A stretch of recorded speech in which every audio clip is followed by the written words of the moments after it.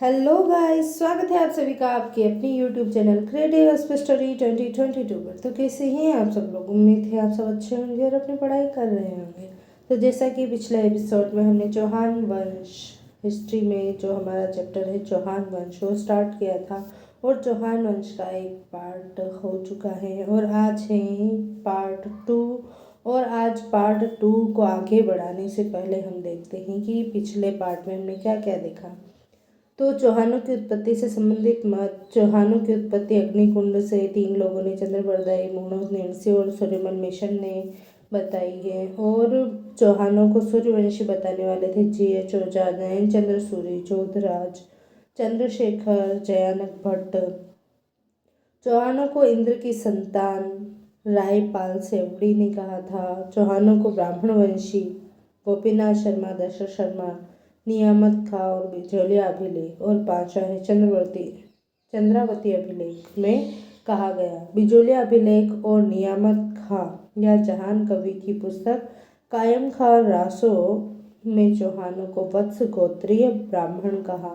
चौहानों को विदेशी मूल का कर्नल जेम्स टोड और विलियम क्रूप V.A. स्मिथ ने कहा। चौहानों को चंद्रवंशी हांसी अभिलेख और अचलेश्वर अभिलेख में कहा गया।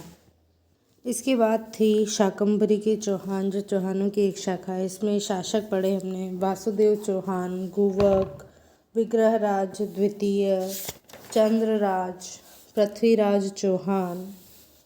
और शाकंभरी का जो चौहान वंश है इसकी 2 शाखाएं लिखी। नाडोल के चौहान जिसके संस्थापक लक्ष्मण चौहान को कहा गया। नाडोल के चौहान की शाखा थी जालोर के चौहान जिसके संस्थापक थे कीर्तिपाल चौहान। और शाकंभरी के चौहान की दूसरी शाखा है अजमेर के चौहान जिसके संस्थापक अजय राज। और अजमेर के चौहानों की शाखा रणथंभौर के चौहान जिसके संस्थापक गोविंद राज को कहा गया। ये पढ़ने के बाद अजमेर के चौहान वंश का जो संस्थापक है वो है अजय राज। अजय राज का बेटा अर्णोराज आगे चलकर शासक बना जिसकी जगदेव ने हत्या कर दी और यह चौहानों का प्रथम पितृहंता कहलाया। अर्णोराज के बाद शासक बने जगदेव के बाद विग्रहराज चतुर्थ के बाद अपर गांगेय, इसके बाद पृथ्वीराज के बाद शासक बना सोमेश्वर के बाद पृथ्वीराज थर्ड के बाद गोविंद राज और इसे गद्दी से हटाकर शासक बने हरिराज। तो इस तरह से हमने अजमेर के चौहान के शासकों का क्रम देखा। तो चौहान वंश में वापस जो डिटेल में हमने क्रम देखा था इसमें हर शासक के बारे में डिटेल में देखा था। अजय राज 1105 से 1133 तक शासक रहा। अर्णोराज या आनाजी 1133 से 1155 तक शासक रहे।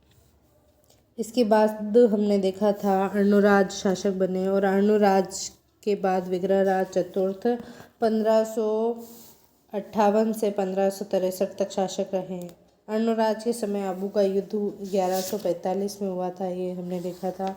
और अर्णोराज के बाद विग्रहराज के बाद हमने देखा था कि 2.5 दिन के झोपड़े का निर्माण के बारे में और इसे 2.5 दिन का झोपड़ा क्यों कहा गया, ये अलग अलग विद्वानों ने अलग अलग मत दिया, ये हमने देखा था। इसके बाद देखा है सोमेश्वर 1169 से 1177 तक शासक रहे और इनके शासनकाल में 1170 में बिजोलिया अभिलेख लिखा गया, इसके बारे में डिटेल में देखा। और सोमेश्वर के बाद शासक बना पृथ्वीराज थर्ड जो 1177 से 1192 तक शासक रहा। पृथ्वीराज थर्ड के समय इसकी जानकारी के स्रोत थे 11। इसने कला साहित्य विभाग की अजमेर में स्थापना की जिसके अध्यक्ष थे पद्मनाभ। और इसकी राजनीतिक उपलब्धियां इसके समय 1177-78 में गुड़गांव का युद्ध हुआ। भंडारकों के विद्रोह का दमन 1182 में किया और पृथ्वीराज ने तबर हिंद किले को जीतकर अपनी सीमा का निर्धारण किया। 1182 ईस्वी में महोबा या तुमुल का युद्ध परमर्दी देव चंदेल और पृथ्वीराज थर्ड के मध्य हुआ। जिसमें पृथ्वीराज स्थल की जीत हुई। परमर्दी देव चंदेल के सेनापति आला और दलवीर गति को प्राप्त हुए। इसके बाद युद्ध हुआ 1184 ईस्वी में नागौर का युद्ध, जो पृथ्वीराज और भीम द्वितीय चालुक्य जो गुजरात का शासक था इसके मध्य लड़ा गया। 1187 ईस्वी में पृथ्वीराज ने कन्नौज के जयचंद्र गढ़वाल की बेटी संयोगिता का स्वयंवर से अपहरण कर लिया और गंधर्व विवाह किया। 1191 ईस्वी में तराइन का प्रथम युद्ध पृथ्वीराज वर्सेस गौरी, पृथ्वीराज की जीत हुई। 1192 ईस्वी तराइन का द्वितीय युद्ध पृथ्वीराज वर्सेस गौरी, गौरी की जीत हुई और इसने पृथ्वीराज को बंदी बना लिया और अंधा कर दिया और गजनी अफगानिस्तान लेकर गया। इसके बाद अन्य महत्वपूर्ण जो तथ्य थे वो हमने देखे और अन्य महत्वपूर्ण तथ्य के बाद हम आज आगे पढ़ने वाले हैं। तो चलिए शुरू करते हैं आज का वीडियो। रणथंभौर का चौहान वंश 1194 को गोविंदराज ने स्थापना की थी। गोविंदराज के बाद वाल्हण, वाल्हण के बाद प्रहलाद और उसके बाद वीर नारायण, वीर नारायण के बाद वाघ भट्ट, वाघ भट्ट के बाद जैत्र सिंह या जय सिंह शासक बना और इसके बाद हम्मीर शासक बना। जैत्र सिंह या जय सिंह जो हैं 1250 से 1282 तक शासक रहे। हम्मीर 1182 से 1301 तक शासक रहे। वाघ भट्ट जो है रणथंभौर का पहला प्रतापी शासक कहलाता है। इसने इस पर रजिया के सेनापति हसन गौर और मलिक कुतुबुद्दीन ने असफल आक्रमण किया और नासिरुद्दीन महमूद ने भी असफल आक्रमण किया था। हमीर देव चौहान। हमीर देव के बारे में जानकारी के स्रोत हैं 14। पहला हमीर रासो प्रथम सारंगधर द्वारा लिखा गया। हमीर रासो द्वितीय जोधराज द्वारा लिखा गया। हमीर महाकाव्य नयनचंद्र सूरी द्वारा लिखा गया। हमीर हट चंद्रशेखर द्वारा। हमीरायण भड्डाऊ व्यास द्वारा। हमीर देरा कवित भट्ट खेमा द्वारा। हमीरा छाड़ा गज रूप द्वारा और श्रृंगारहार हमीर देव द्वारा लिखा गया। नौवा है तबकात ए नासिरी जो मिन्हाज सिराज द्वारा। सुरजन चरित्र चंद्रशेखर द्वारा। कायम खां रासो नियामत खां द्वारा। मिफ्ता उल फतूह अमीर खुसरो द्वारा। खजाइन उल फतूह अमीर खुसरो द्वारा और आदाब उल हर्ब फ़ख्र ए मुद्दवीर द्वारा लिखा गया। इनसे हमें हमीर के बारे में जानकारी प्राप्त होती है। हमीर देव चौहान के पिता थे जैत्र सिंह, माता हीरा दे, पत्नी रंग देवी, बेटी देवल दे, गुरु राघव देव। पुस्तक श्रृंगारहार, घोड़ा बादल या फरोरी, दरबारी विद्वान बीजादित्य। उपनाम थे तलवार का धनी, शरणागत रक्षक, 16 युद्धों का विजेता, हठी शासक। इन्हीं के बारे में एक कहावत प्रचलित है या वाक्य प्रचलित है जो है सिंह सुवन सत्पुरुष वचन कदली फले एक बार, तिरिया तेल हमीर हट चढ़े न दूजी बार। यानी कि ये सब काम एक बार होता है और जो होता है वो होता ही है, इसे टाला नहीं जाता।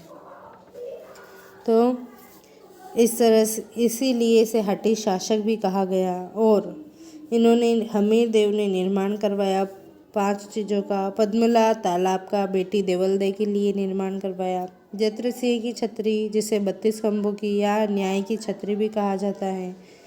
न्याय की छतरी क्योंकि यहाँ पर बैठकर हमीर देव न्याय किया करता था, इसलिए इसे न्याय की छतरी के नाम से जाना गया। यह इसके पिता जैत्र सिंह के 32 साल के शासनकाल की याद में बनाया गया है। तीसरा निर्माण करवाया हमीर महल का। चौथा हमीर कचहरी और 5वां जोराभुरा महल का निर्माण करवाया। 1288 ईस्वी में रणथंभौर में कोटियजन यज्ञ करवाया जिसके पुरोहित थे विश्वरूप। कोटियजन जो यज्ञ हुआ जिसके पुरोहित थे विश्वरूप। इसके समकालीन सुल्तान थे जलालुद्दीन खिलजी यानी जेके, जो 1290 से 1296 तक शासक रहा। दूसरा अलाउद्दीन खिलजी एके 1296 से 1316 तक शासक रहा। हमीर देव चौहान और जलालुद्दीन खिलजी के बीच जो संघर्ष हुआ वो था 1290-91 ईस्वी में जाइन का युद्ध, गुरुदास सैनी वर्सेस जलालुद्दीन खिलजी। गुरुदास सैनी जो हैं वीरगति को प्राप्त हुए, हमीर का सेनापति था। जलालुद्दीन खिलजी जो है उसकी जीत हुई और इसने जाइन दुर्ग पर अधिकार कर लिया। जाइन दुर्ग को रणथंभौर की कुंजी भी कहा जाता है। जलालुद्दीन खिलजी ने कहा, मैं रणथंभौर जैसे 10 दुर्गों को मुसलमानों के एक बाल के बराबर भी नहीं समझता। हमीर देव और अलाउद्दीन खिलजी के बीच संघर्ष के कारण थे अलाउद्दीन खिलजी की साम्राज्य विस्तार की नीति। हमीर ने कर देने से मना किया, चाचा की हार का बदला लेना और मंगोल विद्रोही महमूद शाह को हमीर द्वारा रणथंभौर में शरण देना, ये इनके संघर्ष के बीच के कारण थे। और हमीर देव के लिए वाक्य प्रसिद्ध है, सिंह सुवन सतपुरुष वचन, कदली फले एक बार, तिर्या तेल हमीर हट, चढ़े न दूजी बार। हमीर ने दिग्विजय की नीति का अनुसरण किया, जिससे के तहत कई शासक परास्त किए। पहला धार के भोज को, दूसरा भीमरस के अर्जुन को, तीसरा आबू के प्रताप सिंह को और चौथा चित्तौड़ के समर सिंह को पराजित किया। जलालुद्दीन खिलजी और अब हमीर देव के मध्य संघर्ष की जानकारी अमीर खुसरो की पुस्तक मिफ्ताह उल फतूह से मिलती है। 1299 ईस्वी में हिंदू वाट घाटी का युद्ध, अलाउद्दीन खिलजी के सेनापति अल्प खां, उल्लुग खां और नुसरत खां वर्सेस धर्म सिंह और भीम सिंह, जो हमीर के सेनापति थे। हमीर की इसमें जीत हुई और नुसरत खां अलाउद्दीन खिलजी का सेनापति और हमीर देव का सेनापति भीम सिंह लड़ते हुए मारे गए। 1301 ईस्वी में अलाउद्दीन खिलजी का रणथंभौर अभियान हुआ। हमीर देव के सेनापति थे रणमल और रत्तीपाल। इन्हें लालच देकर अलाउद्दीन खिलजी ने अपनी तरफ मिला लिया और रणथंभौर में प्रवेश किया।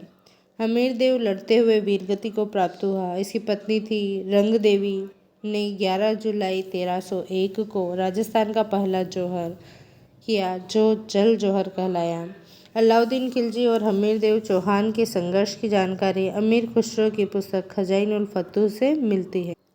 जालोर का चौहान वंश, 1181 को स्थापना की कीर्तिपाल ने। कीर्तिपाल के बाद शासक ने समर सिंह के बाद उदय सिंह के बाद चाचिंग देव के बाद सामंत सिंह के बाद कान्हड़ देव और इसका पुत्र वीरम देव। तो कान्हड़ देव तक शासक बने, वीरम देव शासक नहीं बना था। कीर्तिपाल ने स्थापना की और मोहनोत नेणसी ने कीर्तिपाल के लिए कहा था कि तू एक महान राजा है। यह कहा। कीर्तिपाल को सुंदरमाता अभिलेख में राजेश्वर कहा गया। समर सिंह ने अपनी बेटी लीला देवी का विवाह चालुक्य शासक भीम सेकंड से किया। मंडोर और नाडोल इल्तुतमिश से जीतने वाले थे उदय सिंह। चाचिंग देव की उपाधि है महाराजाधिराज। 1291 ईस्वी में सारंग देव बाघेला के सहयोग से जलालुद्दीन खिलजी के आक्रमण को विफल किया था सांचौर में, तो वो शासक था सामंत सिंह। जालोर का अंतिम और प्रतापी शासक कहा जाता है कान्हड़ देव को। वीरम देव शासक नहीं बना था। 1181 ईस्वी में कीर्तिपाल चौहान ने कुंतपाल परमार को परास्त करके जालौर जीता और जालौर में सोनगरा चौहान वंश की नींव डाली। कानड़देव 1305 से 1311 तक शासक रहा। इसके बारे में जानकारी के 5 स्रोत हैं। मुनोद नैन्सी की नैन्सीरी ख्यात, हसन निजामी की ताज उल मासीर, अमीर खुसरो की खजाइन उल फतूह, पद्मनाभ की बीरमदेव फिरोजारी बात और पद्मनाभ की दूसरी है कानड़देव प्रबंध। इनसे हमें जानकारी प्राप्त होती है। कानड़देव प्रबंध यह राजस्थान का पूर्णतः सत्य घटना पर आधारित ग्रंथ है। कानड़देव और अलाउद्दीन खिलजी के मध्य संघर्ष के 6 कारण थे। अलाउद्दीन खिलजी की साम्राज्यवादी नीति, जालौर का दिल्ली से गुजरात जाने वाले व्यापारिक मार्ग पर स्थित होना, अलाउद्दीन खिलजी की गुजरात अभियान पर जाती सेना को कानड़देव द्वारा मार्ग न देना, गुजरात अभियान से लौटती हुई अलाउद्दीन खिलजी की सेना को कानड़देव के सेनापति जयिता देवड़ा द्वारा आक्रमण कर लूट लिया गया, क्योंकि उलुग खां और नुसरत खां ने सोमनाथ मंदिर की मूर्ति तोड़कर ले जा रहे थे। फरिश्ता के अनुसार 1305 में अलाउद्दीन खिलजी के सेनापति आइन उल मुल्क मुल्तानी ने जालौर पर आक्रमण किया तथा कानड़देव को दिल्ली ले गया, जहां पर अलाउद्दीन खिलजी द्वारा युद्ध की चुनौती दी गई, जिसे कानड़देव ने स्वीकार कर लिया। मुनोद नैन्सी के अनुसार अलाउद्दीन खिलजी की बेटी का कानड़देव के बेटे बीरमदेव के प्रति आकर्षण ही युद्ध का कारण था। तो मुनोद नैन्सी ने क्या कहा कि बीरमदेव के प्रति अलाउद्दीन खिलजी की बेटी जो थी, इसका आकर्षण युद्ध का कारण रहा। जालौर अभियान पर आया 1308 में कमालुद्दीन गुर्ग,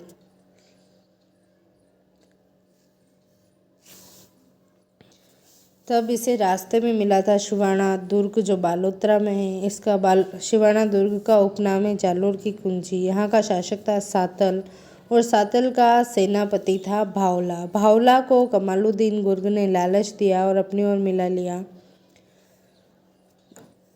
तो इस भावला ने क्या किया कि बांडीलाव कुंड जो शिवाना दुर्ग में है, इसमें गौ रक्त और गौ मांस मिला दिया, जिससे पेयजल की समस्या उत्पन्न हुई और इसी कारण दुर्ग के मार्ग यानी दरवाजे खोलने पड़े। दरवाजे सातल ने खोल दिए, जिसके बाद क्या हुआ, भाई जो सोमनाथ है इसके साथ वीर गति को सातल प्राप्त हुआ और पत्नी थी मैना दे, जिसने 1308 में शिवाना का पहला जोहर किया। अलाउद्दीन खिलजी ने शिवाना का नाम बदलकर खैराबाद रखा। अलाउद्दीन खिलजी ने शिवाना का सूबेदार कमालुद्दीन गुर्ग को नियुक्त किया। कमालुद्दीन गुर्ग का एक सहयोगी तुर्क सेनापति नाहर खां सातल देव के विरुद्ध हुए युद्ध में लड़ते हुए मारा गया। राजस्थान के पहले मनोनीत एवं निर्वाचित सीएम यानी मुख्यमंत्री जो एकमात्र हैं वो हैं जय नारायण व्यास को 1942 में भारत छोड़ो आंदोलन के समय शिवाना दुर्ग में नज़रबंद किया गया। गुल विशिहत और शम्स खां दोनों जालौर गए थे। क्यों गए थे? तो बीरमदेव को दिल्ली लाने के लिए। गुल विशिहत कौन है? तो फिरोजा की धाय हैं। 1310-11 ईस्वी में मलकाना का युद्ध हुआ जो कानड़देव और शम्स खां के बीच लड़ा गया। कानड़देव की जीत हुई। शम्स खां को बंदी बनाकर जालौर ले गया था। 1311 में अलाउद्दीन खिलजी का जालौर अभियान। अलाउद्दीन खिलजी ने जालौर अभियान किया था 1311 में।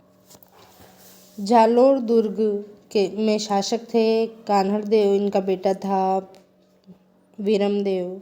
इसके चारों ओर मुस्लिम सेना ने घेरा डाल दिया। कान्हड़देव का सेनापति था दैया राव बीका, जिसकी पत्नी थी हीरा दे, और दैया राव बीका को अलाउद्दीन खिलजी ने लालच दिया और गुप्त मार्ग पूछा और दुर्ग में प्रवेश कर लिया। इस बात की जानकारी जब दहिया राव बीका की पत्नी हीरादे को हुई तो इसने क्या किया कि अपने पति का सिर इसकी हत्या कर दी। और इसी समय कान्हड़ देव लड़ते हुए वीर गति को प्राप्त हुआ।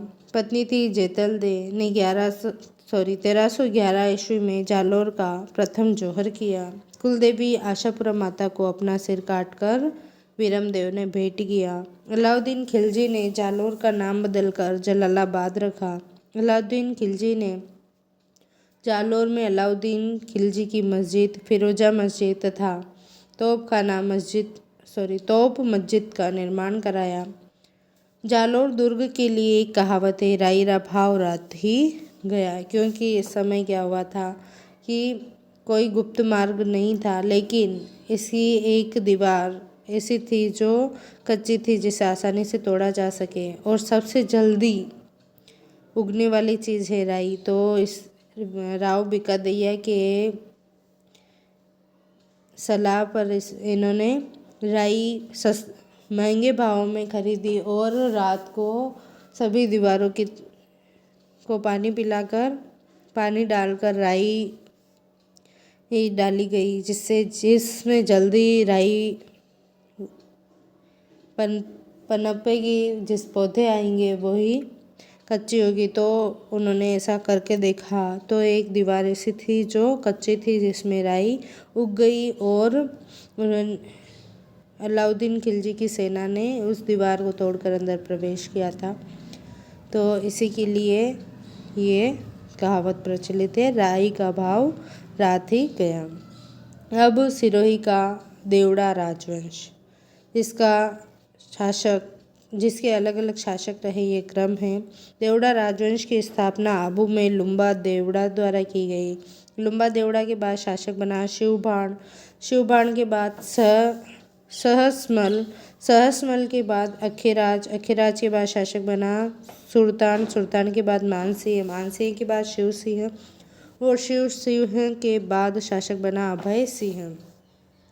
तो लुम्बा देवड़ा ने 1311 ईस्वी में सिरोही के देवड़ा वंश की स्थापना की और राजधानी बनाई आबू या चंद्रावती को। देवड़ाओं की कुल देवी अर्बुदा माता या इन्हीं को कहते हैं अर्बुदा माता। माउंट आबू सिरोही में मंदिर स्थित है। अर्बुदा माता का उपनाम है राजस्थान की वैष्णो देवी। लुम्बा देवड़ा के बाद शासक बना शिवबाण, जिसने 1405 में शिवपुरी बसाया। कर्नल जेम्स टोड ने कहा कि सिरोही का मूल नाम शिवपुरी था। शिवबाण के बाद शासक बना सहसमल, जिसने 1425 में सिरोही नगर बसाया और राजधानी सिरोही को बनाया। इसके बाद शासक बना अखेराज देवड़ा, जिसका उपनाम है उड़ना अखेराज। पृथ्वीराज को तो उड़ना पृथ्वीराज या उड़ना राजकुमार कहते हैं और अखेराज देवड़ा को उड़ना अखेराज के नाम से जाना जाता है। अखेराज देवड़ा 1527 में संगा का खानवा युद्ध में साथ दिया। सुल्तान देवड़ा अखेराज के बाद शासक बना, जिसने 1583 में धनतानी का युद्ध हुआ। सुल्तान देवड़ा वर्सेस राय सिंह, जो मुगलों का प्रतिनिधि था। इसका सहयोगी था जगमाल, जो लड़ते हुए वीरगति को प्राप्त हुआ। सुल्तान देवड़ा की जीत हुई। सुल्तान देवड़ा के दरबारी विद्वान का नाम है दुरसा आड़ा, जिनकी 3 पुस्तकें हैं, किरत बावनी, राव सुल्तान रो कवित और विरुद्ध छहतरी। इनकी मूर्ति अचलगढ़ दुर्ग में स्थित है। दुरसा आड़ा की जो मूर्ति है वो कहाँ स्थित है, तो अचलगढ़ दुर्ग में स्थित है। सुल्तान देवड़ा के बाद शासक बना मानसिंह देवड़ा, जिसने मानशाही तलवारों का प्रारंभ किया। राजस्थान में तलवारों के प्रमुख केंद्र के रूप में सिरोही को जाना जाता है। कलात्मक तलवारें अलवर की प्रसिद्ध है। देसी तलवारें सिरोही की प्रसिद्ध है। अगला शासक बना शिव सिंह, जो 11 सितंबर 1823 को संधि करता है ईस्ट इंडिया कंपनी से। 1857 की क्रांति के समय सिरोही का शासक था और पॉलिटिकल एजेंट था जेडी हॉल। शिव सिंह के बाद अभय सिंह शासक बना, जो एकीकरण के समय सिरोही का शासक था। अब अगला राजवंश है बूंदी कहाड़ा चौहान राजवंश, जिसका बूंदी का प्राचीन नाम है वृंदावती। बूंदा मीणा के नाम पर इस क्षेत्र का नाम बूंदी रखा गया या इसे बूंदी कहा जाने लगा। इसके बाद शासक बना देवाहाड़ा, जो चेता मीणा को परास्त किया था देवाहाड़ा ने और अधिकार किया था बूंदी पर। 1241 में बूंदी के हाड़ा राजवंश की स्थापना देवाहाड़ा द्वारा ही की गई। इसके बाद शासक बना बड़सिंह, जिसने 1354 में तारागढ़ दुर्ग बूंदी का निर्माण कराया। तारागढ़ दुर्ग के अन्य नाम या उपनाम है तिलस्मी किला, महलों का दुर्ग। इसके बारे में रुडयार्ड किपलिंग दोनों इसी को कहा जाता है, तो इसने कहा था इस किले का निर्माण भूत प्रेतों ने किया। अगला शासक है सुरजनहाड़ा, जिसने 1570 में नागौर दरबार में भाग लिया और अकबर की 1569 में अधीनता स्वीकार की। सुरजनहाड़ा ने रणछोड़ जी मंदिर का द्वारिका डाकोर गुजरात में निर्माण करवाया। दरबारी विद्वान चंद्रशेखर की 2 पुस्तकें हैं, सुरजन चरित्र और हमीर हट। सुरजनहाड़ा के बाद उम्मेद सिंह शासक बना और उपाधि थी श्रीजी। घोड़ा हुंजा शासनकाल बूंदी चित्रशैली का स्वर्ण काल कहलाता है। सर्वाधिक चित्रण हुआ पशु पक्षी व प्रकृति का। इसके बाद शासक बना बुद्ध सिंह, जिसकी पुस्तक है नेह तरंग। बुद्ध सिंह के बाद विष्णु सिंह शासक बने, जो 1818 में EIC से संधि कर लेते हैं। विष्णु सिंह के बाद बहादुर सिंह शासक बने, एकीकरण के समय बूंदी का शासक था। अब अगला जो राजवंश है वो है कोटा का हाड़ा राजवंश। तो अभी तक हमने देखा है कि सिरोही का जो एकीकरण के समय शासक था वो था अभय सिंह और बूंदी का एकीकरण के समय शासक था बहादुर सिंह। कोटा का हाड़ा राजवंश स्थापना माधो सिंह द्वारा की गई, यानी इसका कोटा के हाड़ा राजवंश का संस्थापक माधो सिंह हैं। कोटा का नाम कोटिया भील के नाम पर कोटा पड़ा। माधो सिंह द्वारा 1631 में कोटा में हाड़ा राजवंश की स्थापना की गई। मुगल बादशाह शाहजहां ने 1631 में बूंदी से कोटा को पृथक कर स्वतंत्र कोटा राज्य बनाया, जिसका राजा माधो सिंह हाड़ा को बनाया। इसके बाद शासक बना मुकुंद सिंह हाड़ा, जिसकी प्रेमिका थी अबलीमीणी। मुकुंद सिंह हाड़ा ने निर्माण करवाया अबलीमीणी महल का कोटा में। अबलीमीणी जो महल है इसका अन्य नाम है राजस्थान का दूसरा ताजमहल। मुकुंद सिंह हाड़ा की मृत्यु हुई 1658 में धर्मत की युद्ध में।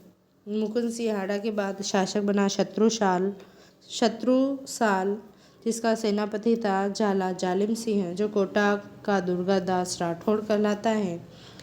इसके बाद शासक बना भीम सिंह फर्स्ट, जो अनुयायी था वल्लभ संप्रदाय का और स्वयं का नाम रखा कृष्णदास। कोटा का नाम रखा नंदग्राम।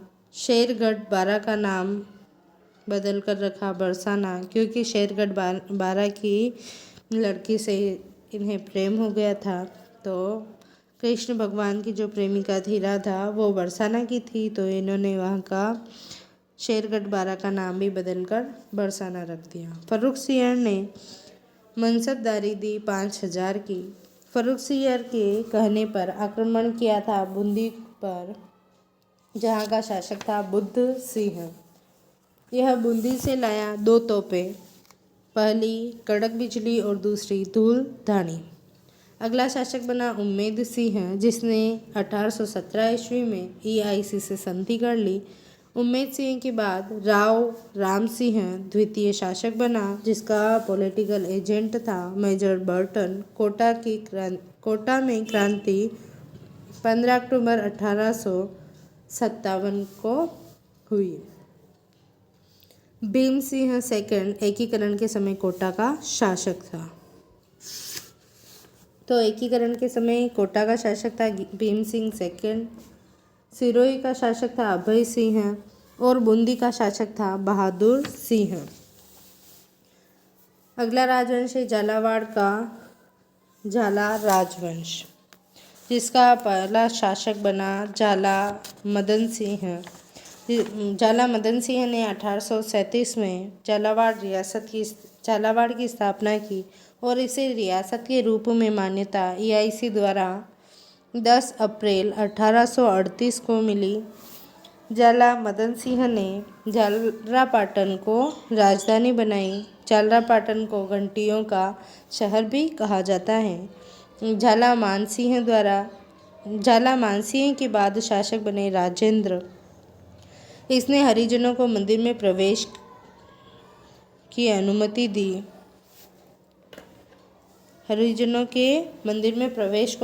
दी। और झालावाड़ रियासत राजस्थान में सबसे अंत में ईस्ट इंडिया कंपनी से संधि करने वाली रियासत थी।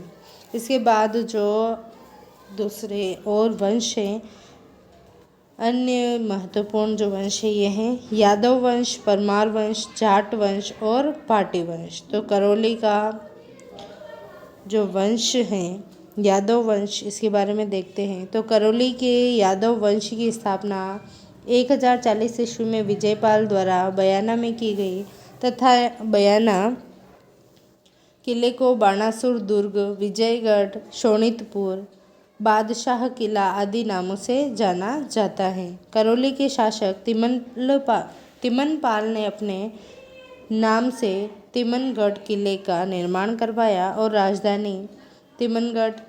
राजधानी बनाई तिमनगढ़ को, तथा तिमनगढ़ किला ननंद भोजाई के कुएं के लिए प्रसिद्ध है। तिमनगढ़ किला किसके लिए प्रसिद्ध है? ननंद भोजाई के कुएं के लिए प्रसिद्ध है। करौली के शासक अर्जुनपाल ने 1348 में लिसील या कालीसील नदी के किनारे कल्याणपुर नगर बसाया, जिसे वर्तमान में करौली के नाम से जानते हैं। यादव शासक अर्जुनपाल ने ही करौली में माता अंजनी के मंदिर का निर्माण करवाया। धर्मपाल ने 1650 ईस्वी में करौली को यादवों की सर्वप्रथम राजधानी बनाया। यादव शासक गोपाल पाल ने करौली में मदन मोहन जी मंदिर का निर्माण करवाया, जो कि गौड़ीय संप्रदाय की दूसरी प्रधान पीठ है। करौली के हरबख्श पाल ने 9 नवंबर 1817 ईस्वी को राजपुताने में सर्वप्रथम EIC से अधीनस्थ संधि की। करौली के मदन पाल ने 1857 की क्रांति के समय जनरल रॉबर्टसन की कोटा के विद्रोह को दबाने में सहायता की, तथा मदन पाल के समय ही 1865 में स्वामी दयानंद सरस्वती राजस्थान में पहली बार करौली आए। इसके बाद जो हैं हम पढ़ने वाले हैं वो हैं वागड़ के परमार। तो डंबर या दुम्बर सिंह ने वागड़ में परमार राज्य की स्थापना की और अपनी राजधानी अर्थुना को बनाया। आबू का परमार राजवंश। परमारों का उत्पत्ति स्थल है आबू। धूमराज को परमारों का आदि पुरुष कहते हैं। उत्पल राज से आबू के परमार राजवंश की वंशावली का प्रारंभ माना जाता है। धरणी वराह ने अपने राज्य को 9 भागों में विभाजित किया, अतः इसका राज्य नवकोटि मारवाड़ के नाम से जाना जाता है। आबू के परमार शासक धंधुक के समय विमल शाह ने देलवाड़ा में आदिनाथ जैन मंदिर का निर्माण करवाया, जिसे विमल वसही कहते हैं। कर्नल जेम्स टोड ने देलवाड़ा के आदिनाथ जैन मंदिर के लिए कहा कि यह ताजमहल के बाद भारत की दूसरी सबसे सुंदर इमारत है। भारत की दूसरी सबसे सुंदर इमारत कर्नल जेम्स टोड ने देलवाड़ा के आदिनाथ जैन मंदिर को कहा। धारावर्ष ने जालोर दुर्ग का पुनः निर्माण करवाया तथा पट्टनारायण मंदिर अभिलेख 1287 के अनुसार परमार राजा धारावर्ष एक तीर से 3 भैंसों को बीन देते थे, यानी एक साथ एक ही तीर से 3 भैंसों को के आर पार निकाल देते थे एक तीर को। प्रहलादन देव ने पार्थ पराक्रम व्यायोग नामक नाटक लिखा। प्रहलादन देव ने कौन सा नाटक लिखा? तो पार्थ पराक्रम व्यायोग। परमार शासक प्रहलादन देव की जानकारी सोमेश्वर की पुस्तक कीर्ति कौमुदी से मिलती है। परमार राजा सोम सिंह के समय वास्तुपाल और तेजपाल ने नेमिनाथ जैन मंदिर का निर्माण करवाया। इस मंदिर में लूण वसही और देवरानी जेठानी के मंदिर के नाम से जाना जाता है। अगला जो राजवंश है वो है जाट राजवंश और भाटी राजवंश। तो पहले हम भाटी राजवंश के बारे में देखते हैं। तो भाटी राजवंश की स्थापना 285 ईस्वी में भाटी या भट्टी ने की, हनुमानगढ़ क्षेत्र में। 288 ईस्वी में भूपत भाटी ने भटनेर किले का निर्माण करवाया, जो कि राजस्थान का सबसे प्राचीन किला कहा जाता है, जिस पर सर्वाधिक विदेशी आक्रमण हुए। जैसलमेर के मूलराज भाटी ने अलाउद्दीन खिलजी के विरुद्ध जैसलमेर का पहला साका किया। इंसाल ऋषि के आशीर्वाद से 1155 में राव जैसल भाटी ने त्रिकूट पहाड़ी पर सोनारगढ़ किले जैसलमेर दुर्ग का निर्माण करवाया। सोनारगढ़ किला जैसलमेर दुर्ग को ही कहा जाता है, तो इसका निर्माण करवाया। 1370 में राव दूदा भाटी ने फिरोज शाह तुगलक के विरुद्ध जैसलमेर का दूसरा साका किया। 1550 में राव लूणकरण भाटी ने कंधार के अमीर अली खां के विरुद्ध जैसलमेर का अर्ध साका किया। तो जैसलमेर में 2.5 साके हुए, जिससे हमने अभी तीनों साके पढ़ लिए हैं। पहला साका किया था मूलराज भाटी ने अलाउद्दीन खिलजी के विरुद्ध। दूसरा साका 1370 में राव दूदा भाटी ने फिरोज शाह तुगलक के विरुद्ध किया था। और तीसरा जो कि अर्ध साका है वो 1550 में राव लूणकरण भाटी ने कंधार के अमीर अली खां के विरुद्ध किया था। तो जैसलमेर का 2.5 साका प्रसिद्ध है। मूलराज भाटी द्वितीय ने 2 जनवरी 1819 को EIC से अधीनस्थ संधि की। जैसलमेर राजस्थान की एकमात्र ऐसी रियासत है जिसने उत्तराधिकारी कर नहीं वसूला। अगला राजवंश है भरतपुर का जाट राजवंश। बदन सिंह ने सवाई जय सिंह के सहयोग से डीग में जाट राजवंश की स्थापना की। बदन सिंह को सवाई जय सिंह ने ब्रजराज की उपाधि दी तथा बदन सिंह द्वारा डीग के किले का निर्माण करवाया गया, जो कि शुक्र नीति के अनुसार स्थल दुर्ग और पारिक दुर्ग की श्रेणी में आता है। पारिख यानी खाई है चारों ओर, पारिध यानी परिधि यानी दीवार बनी हुई है चारों ओर। महाराजा सूरजमल को जाटों का प्लेटो और जाटों का अफलातून कहा जाता है तथा इनका मूल नाम सुजान सिंह था। महाराजा सूरजमल ने 1733 में भरतपुर की स्थापना की, अर्थात भरतपुर दुर्ग लोहागढ़ दुर्ग का निर्माण करवाया। लोहागढ़ दुर्ग भरतपुर में है, तो इसका निर्माण करवाया जो कि शुक्र नीति के अनुसार स्थल दुर्ग की श्रेणी में दुनिया का सर्वश्रेष्ठ किला है। जवाहर सिंह ने 1765 में दिल्ली जीता और दिल्ली से अष्टधातु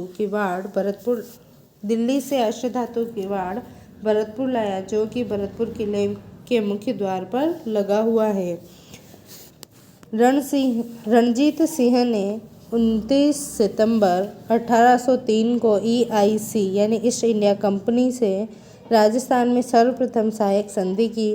बृजेंद्र सिंह स्वतंत्रता व एकीकरण के समय भरतपुर का शासक था। भारत सरकार द्वारा कुछ समय के लिए बृजेंद्र सिंह के स्थान पर SN संप्रभु यानी सुरेंद्रनाथ सप्रू